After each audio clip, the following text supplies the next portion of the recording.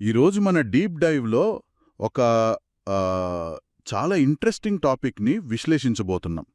ముఖ్యంగా బేత్ ఇస్రాయెల్ ఇంటర్నేషనల్ పబ్లికేషన్స్లో ఉన్న గాడి ఎఫ్రాయిం నోట్స్ ఆధారంగా ఒక పాత కథలో ఉన్న ఒక కొత్త కోణాన్ని చూడబోతున్నాం. యూదుల పవిత్ర గ్రంథమైన తోరా చదువుతున్నప్పుడు నాకొక విషయం భలే ఆశ్చర్యం అనిపించింది. మ్మ్. అదేంటో నేను ఊహించగలను. బహుశా ఆ పదాల వాడకం గురించే కదా. అవును, ఎగ్జాక్ట్లీ. గ్రంథంలో ఒకే జనసమూహాన్ని పిలవడానికి రెండు వేర్వేరు పదాలు వాడారు. ఒకచోట హామ్ అంటే ప్రజలు అని, ఇంకోచోట బ్నై ఇస్రాయెల్ అంటే ఇజ్రాయెల్ సంతతి అని రాశారు. ఒకే కథలు ఇలా ఎందుకు మార్చి పిలవాలి అనిపించింది? ఆ పదాల వాడకం వెనుక చాలా పెద్ద అర్థమే ఉందండి. దీన్ని కరెక్ట్గా అర్థం చేసుకోవాలంటే మనం ఎక్సోడస్ గ్రంథంలో చెప్పబడిన ఆ మోషే కాలానికి వెళ్ళాలి. ఆ, అంటే సినాయి కొండ దగ్గర జరిగిన ఇన్సిడెంట్ గురించి చెప్తున్నారా? అవును, మోషే సినాయి కొండ మీద దేవుడి దగ్గర ఆజ్ఞలు తీసుకుంటున్న సమయంలో కింద ఉన్న జనాలు ఒక బంగారు దూడను తయారుచేసి పూజిస్తారు. ఆ పర్టిక్యులర్ సీన్లో గ్రంథం వాళ్లని బ్నై ఇస్రాయెల్ అని పిలవదు, కేవలం హామ్ అని అంటుంది. ఓహో, అంటే ఆ బంగాళి దూడని చేసింది కేవలం ఇజ్రాయెల్ సంతతి మాత్రమే కాదనా? కరెక్ట్. వాళ్లతో పాటు ఈజిప్ట్ నుంచి బయటపడిన ఒక మిశ్రమ సమూహం కూడా అక్కడుంది. వాళ్లని ఎరెవ్ రావ్ అంటారు.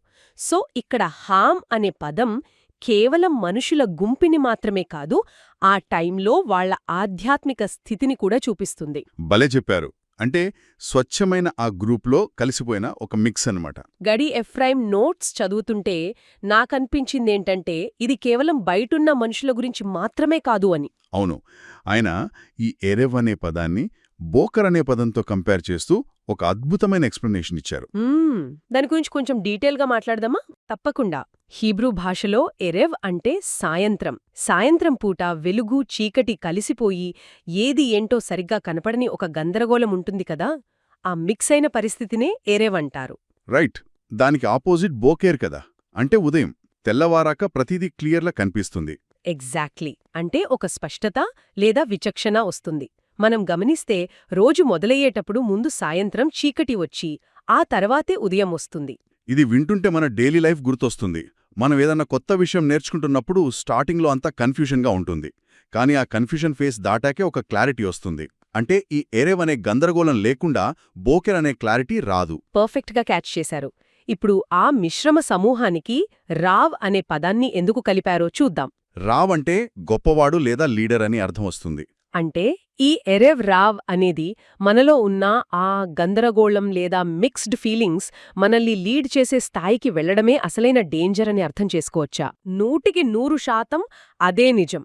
జోహార్ లాంటి ఆధ్యాత్మిక గ్రంథాలు దీని గురించి చాలా డీప్గా చెప్తాయి. ఈ బంగారు దూడ ఎపిసోడ్ అనేది ఎప్పుడో చరిత్రలో జరిగిన ఇన్సిడెంట్ మాత్రమే కాదు. అది మనందరి లోపల, మన మైండ్లో రోజూ జరిగే ఒక పోరాటం, మనలోని అహంకారానికి నిజమైన పవిత్రతకు మధ్య జరిగే యుద్ధం. అవుడు. కేవలం స్టేటస్ కోసం, గొప్పల కోసం మంచిని వాడుకోవడమే మన లోపల ఉండే ఈ ఎరెవ్ రావ్ క్యారెక్టర్. ప్రాబ్లం ఎక్కడో బయట లేదు, మన ఆలోచనల్లోనే ఉంది.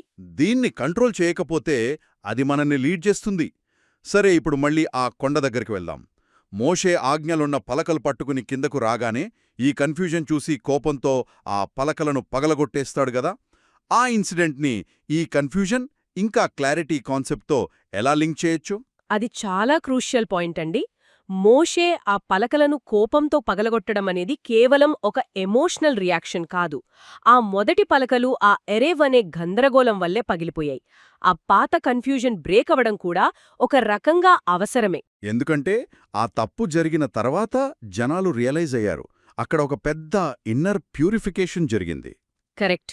ఆ అంతర్గత శుద్ధీకరణ తర్వాత దేవుడిచ్చిన రెండవ పలకలు మొదటి వాటికంటే చాలా డీప్ అని చెప్తారు. అంటే ఆ ఎరెవ్ అనే కన్ఫ్యూజన్ పగిలిపోయి అంతా క్లియర్ అయ్యాక వచ్చిన బోకర్ అనే క్లారిటీ ఆ రెండవ పలకలోన్మాట. సో కన్ఫ్యూజన్ లేదా తప్పులు చేయడమనేది ఎండ్ పాయింట్ కాదు, అవి ఒక కరెక్ట్ దారిని వెతుక్కోవడానికి ఉపయోగపడే ఒక టూల్ మాత్రమే. జీవితంలో ఎప్పుడైనా గందరగోళం ఎదురైతే మనం అస్సలు భయపడకూడదు. అది మన స్పష్టతను షార్ప్ చేయడానికి వచ్చిన ఒక ప్రాసెస్ అని అర్థం చేసుకోవాలి.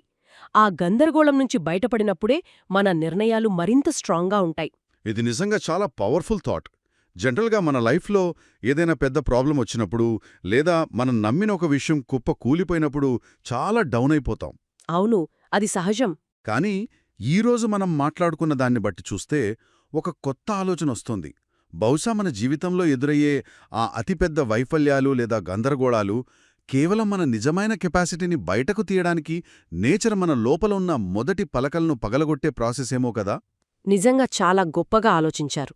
ఈ యాంగిల్లో ఆలోచిస్తే మనం ఫేస్ చేసే కష్టాల మీనింగ్ పూర్తిగా మారిపోతుంది కదా. ఒకసారి ఈ థాట్తో మన లైఫ్లో జరిగిన ఇన్సిడెంట్స్ని లింక్ చేసి చూద్దాం. ఈ రోజుకి సెలవు. మళ్ళీ కలుద్దాం.